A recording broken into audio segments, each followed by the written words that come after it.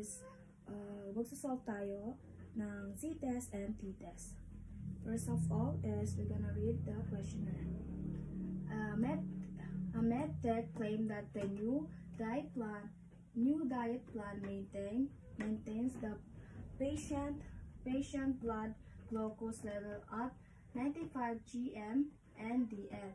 A sample of 16 diabetic patients followed the diet and have mean glucose level of the 89 mg NDL with the sample standard deviation of 5 ml NDL at the 0.05 significant level. Ang first step is hanapin natin yung mean. Saan ang hanapin natin yung mean? Ang test 1 is nahanap na natin yung mean is yung 95. 95 yung ating claim. Tapos dito na tayo sa test 1. Ang HO natin o null alternative ay null hypothesis is M mu minus 95. Ito ang claim natin. Ito yung claim natin. Ang number ko naman is ang null alternative mu not equal 95. Ang kwa natin dito is nahanap na natin yung claim. Tapos, dito naman tayo sa step 2. Yung alpha natin, 0.05. Saan nakuha yung 0.05? Dito sa questionnaire. Tapos, yung HO natin is equal kasi yung claim natin. Anong ginamit nating test is T-test.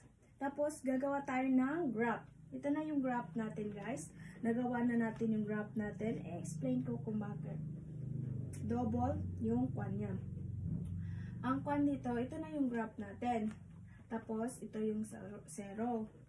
Yan na. Tapos, gagawa tayo ng i-shade natin yun siya. Saan makuha natin yung 0.5? I-flash screen ko din dyan kung paano nakuha ang 0.5. Okay guys, ngayon is dito tayo sa T-test ng table. T-test ng table. Kasi ang kuha natin dito is 2-tail, diba? 2-tail ang T-test. T-test natin. Tapos, ang kwan alpha natin is, dito tayo, 2 tails. 2 tails. Tapos, hanapin natin is 0.05. 0.05 ito. Diba, ang population natin is 16.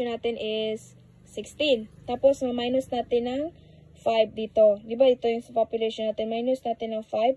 Tapos, ibukuha natin kung saan sila mag-end is yun yung kwan natin.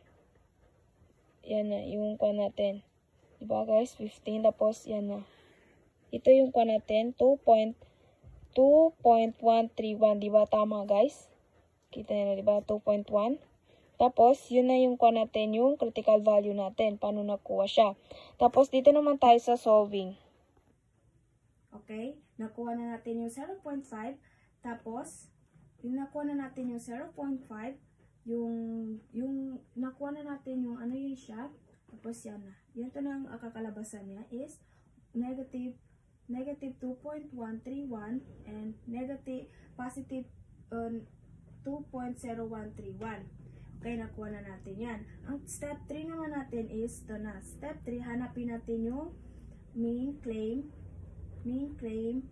standard deviation, and population. Yung kuha natin is 89.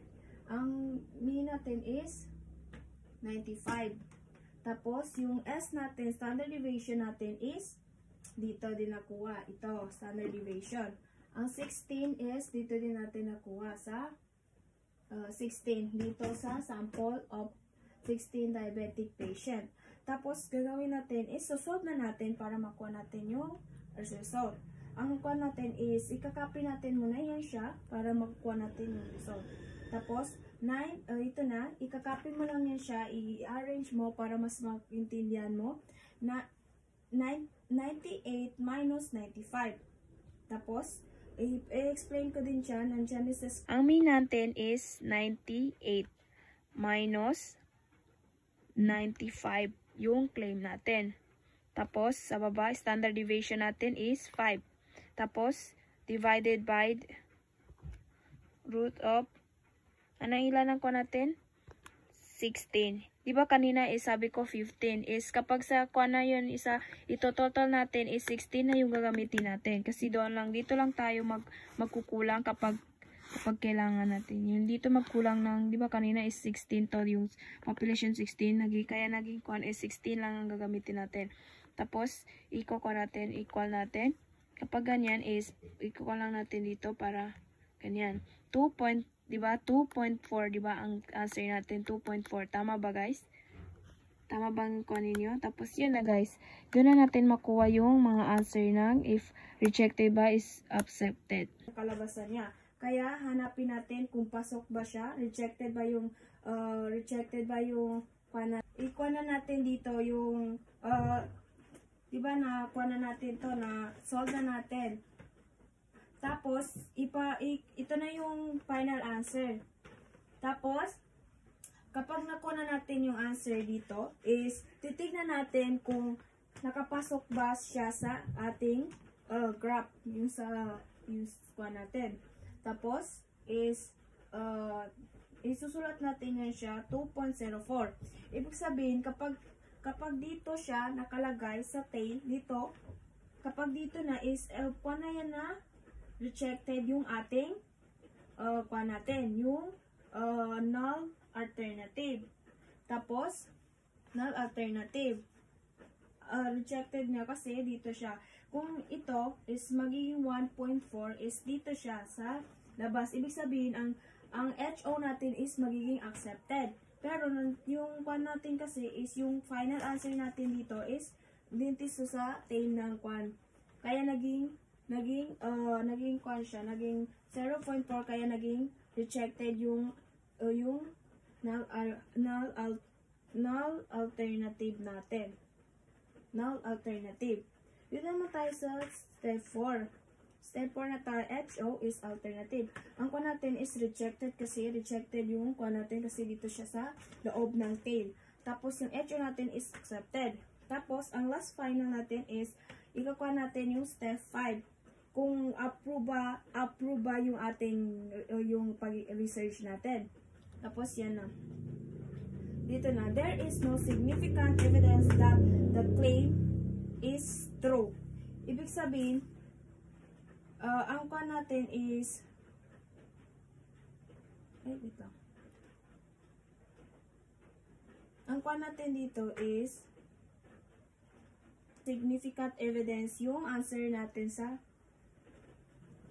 yung answer natin is, ang lalagay natin dito is, there is no significant kasi rejected yung claim natin. I-erase natin yan siya kasi kuhan siya. Ano yan? Rejected yung null natin kaya ikakuha natin is, there is no significant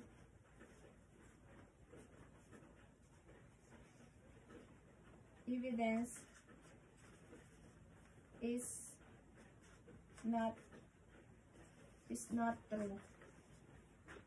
Ang kuan natin, mali yung step 5 natin kasi nakuan ko, ngayon ko lang nakuan is there is no significant evidence is the claim is not true. Hindi kuan kasi yung ating kuan natin dito is ang kuan natin dito is rejected. Yung dito natin rejected kaya hindi siya nakadugma sa kuan kaya rejected niya siya. And sa t-test. Tayo sa z-test. Z-test naman tayo ngayon, guys. Babasahin ko naman yung another question is a medical laboratory claimed that the new sleeping pill reduced the step of set time less than 20 minutes in the random sample minutes with the population standard deviation is 3 minutes. Is the only 0.01 significant level test in the mean sleep onset time on less than 20 minutes using t-test. Ang kuha naman natin dito is hanapin natin ang claim natin. Ang claim natin is ngayon sa z-test is 20. Ang claim natin ngayon is 20 ang claim natin, guys. 20 ang claim natin sa t-test. Then, sa kuha natin kasi is HO is null alternative mu greater than equal to 20. Ang HA natin is mu less than 20 ang claim natin. Saan nakuha ng claim natin? Here. Dito nakuha yung kuha natin. Tapos test 2 naman is yung alpha natin 0.01. 0.01 saan nakuha 0.01 dito. Ang HA natin is less than dito. Kasi yan ang kuha natin dito ang claim natin. Tapos t-test is gamit natin is z-test. Tapos gagawa tayo ng graph naman. Ito na yung graph natin guys. Kita nyo guys is ang kuha natin is i-proceed ko din dito yung paano yung nakuha yung ating paano natin nakuha yung test 2 natin. Ang alpha natin is 0.01. Sana ang kuha natin is one tail kasi yung one tail in left right. One tail. Dito yung one tail natin. One tail, hanapin natin yung 0.01. Ito yung 0.01 natin. Kita nyo guys, yan yung 0.01 natin. Tapos, hanapin natin yung critical value niya. Ang z-test. Tapos, dito natin is, ibaba natin yan siya is, yan na siya. 2.326. Tama, diba? Yan din ang kuha natin doon sa kuha, 3.26, diba guys? 3.26. Yun yung critical value natin. Yung kuha natin is, ang next na step natin is, dito na tayo sa, sana po ang critical value pala. Guys, nakita niyo critical value is dito natin. Doon makukuha yung sa present ko, doon makikita yung critical value. Tapos, natapos na natin step 2, step 3 naman tayo. Step 3, kukunin natin yung mga formula para madaling mo ma-identify kung saan yung plus mo, ay saan yung minus mo, para hindi ka malito. Ikukunin lang natin, yung 18.5 is, nandito din sa, kuha na yun, 18.5, tapos yung mean natin is 20, tapos yung standard deviation is 3, tapos ang kuha natin is 40 ang patient natin, population. Tapos ang z-test natin is, ikakopy lang natin yan siya, copy and copy para makukuha natin, verify. Tapos 18.5, sana ko ang 18.5 dito, minus 20 dito. Tapos ito lang ang score natin, ang standard deviation is 3 divided by root is root of 40. Tapos ang magiging, makukuha mo na, i-equal mo yan siya. Tapos, negative 3.162 kasi, bakit saan natin nakuha? Kasi dito, yung tail niya. Kapag less than, kung saan yung tail niya is doon din yung tail niya. Yan, dito natin yung shake. Tapos yung kwan niya, kasi wala ito kasi hindi siya equal or greater than. Hindi siya kwan. Tapos i-shade natin yun na, shade na, diba? Ito na yung kwan, yung critical value natin. Negative yan siya. Kasi dito, positive, negative. Okay guys, ngayon is kukunin natin yung ang 18.5. Yan, no pala. Kung ang mean natin is 18.5 minus yung claim natin is 20. Tapos, bababa natin is yung standard deviation natin is, ilan standard deviation natin is 3. Tapos, divided by root of 40. 40 ang kuha natin, diba doon guys? Tapos, yan na. Tapos, ikikuha natin. Diba, tama yung kuha natin. Negative 3.162. Pero isa lang ang ikikuhan ko. Kaya negative 3.162. Yun natin nakukuha yung kuha natin. Yung solving natin.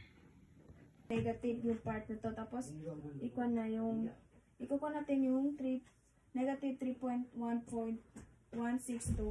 Kasi, negative 3.162. Tapos yan ay ikuha natin dito sa tail. Lalagay natin ikukuha natin dito kasi dito yung, hindi natin pwede ito malagay dito kasi wala siyang shade, wala siyang tape, kaya dito natin, kaya naging positive kasi positive din dito sa kuha na yun. Tapos, dito na tayo sa test 4. Test 4 na tayo is, ang kuha na natin is, yung negative 3.162 kasi naging rejected yung kuha natin kasi yung kuha natin is yung shade natin yung na-shade natin is dito sa loob ng na-shade, kaya naging rejected yung kuha natin, yung edging natin, yung rejected din siya. Tapos kuha na yung kuha na natin yung accept, yung kuha natin edge natin rejected, tapos ang kuha natin accepted. Tapos dito na test 5 is there is no significant evidence that the claim is true. Ibig sabihin napatunayan yung ating research is na nakakagawa sa mga kwan. Like this video and good night. Bye.